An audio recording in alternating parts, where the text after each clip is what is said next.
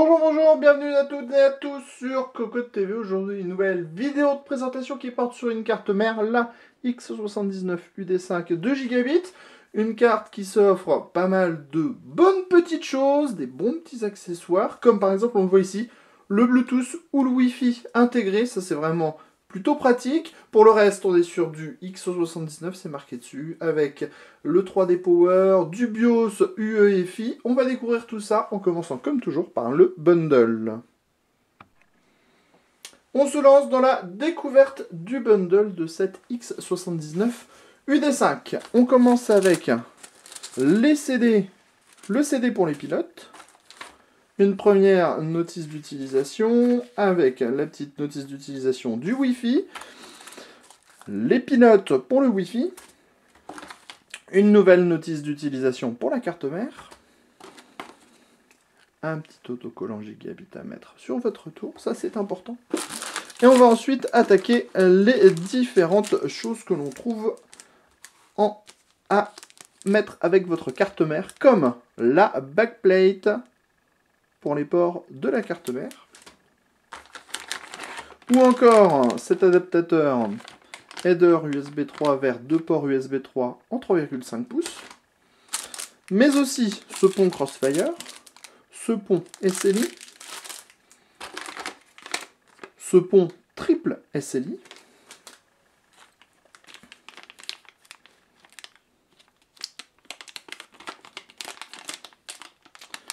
ce petit câble à destination de la carte qui intègre le Wi-Fi et le Bluetooth, deux petites antennes Wi-Fi,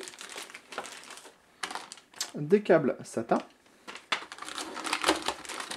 des câbles SATA encore, des petites vis, et enfin la carte Wi-Fi Bluetooth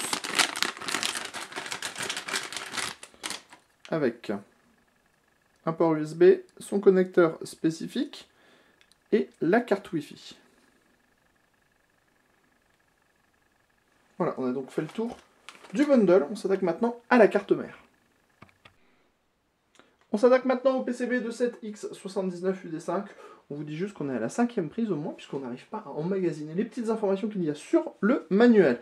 Alors on va essayer de faire rapidement, c'est pas qu'on aimerait finir avec cette carte mère, mais quand même on aimerait passer à l'UD3.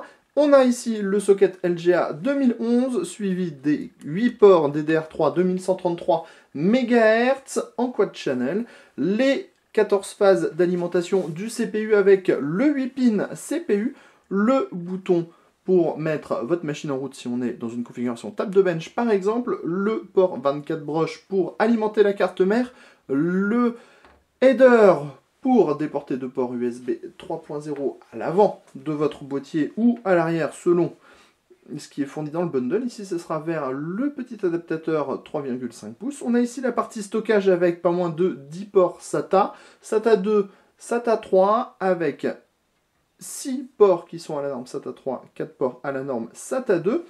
On continue ici avec un petit reset, les différents headers pour l'USB, le Firewire, le Power On, le reset, le dissipateur du chipset et ici bien sûr des phases d'alimentation. On voit que Gigabit a plutôt changé sa politique et nous propose maintenant des dissipateurs relativement fins et pas très imposants, ce qui n'est pas une mauvaise chose. Au niveau de la partie PCI Express, on a 3 ports PCI Express 16X à la norme 3.0, câblés en 16X, 16X, 8X. On a également SLI Crossfire, forcément jusqu'à Freeway SLI. On a vu que dans le bundle, on avait la petite plaque qui permettait de relier 3 cartes vidéo NVIDIA. On trouve également 2 ports PCI Express 1X, un port PCI plus classique. Au niveau des prises fan, on en compte 5. Ici, ici, ici, ici et là. On va maintenant passer au panneau arrière.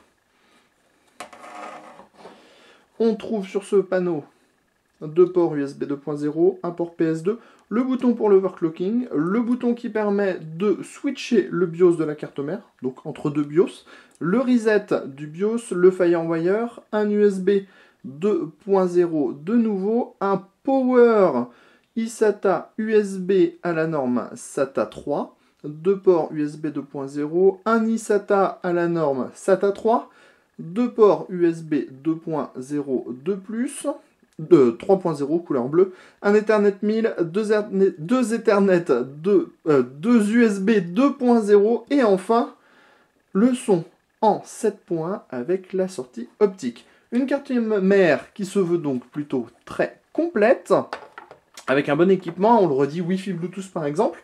Au niveau du prix, on est au-dessus les 250 €, ça reste quand même une certaine somme, mais une certaine somme qui semble être justifiée, d'autant plus que les différents tests qu'on a vus sur la toile sur cette carte mère se révèlent être plutôt positifs. On fait maintenant notre petit tour de la carte mère comme d'habitude avec le dissipateur, les phases d'alimentation, le socket LGA 2011, les ports DDR3 2133, le petit bouton Power On, le 24 broches de l'alimentation, le header USB 3, la partie SATA, avec, comme on l'a déjà dit, pas loin de 10 ports disponibles, le radiateur qui se trouve au-dessus du chipset, la partie PCI Express avec ses 3 ports en 16X, à la norme 3.0 compatible SLI Crossfire, on pourra brancher jusqu'à 3 cartes. Enfin les différents headers avec les USB, les PowerOn, le FireWire, une carte mère complète qui se nommait donc Gigabit GAX79 UT5. C'était sur Cocoteland, sur Cocotte TV, et on vous dit à bientôt pour des prochaines vidéos de présentation.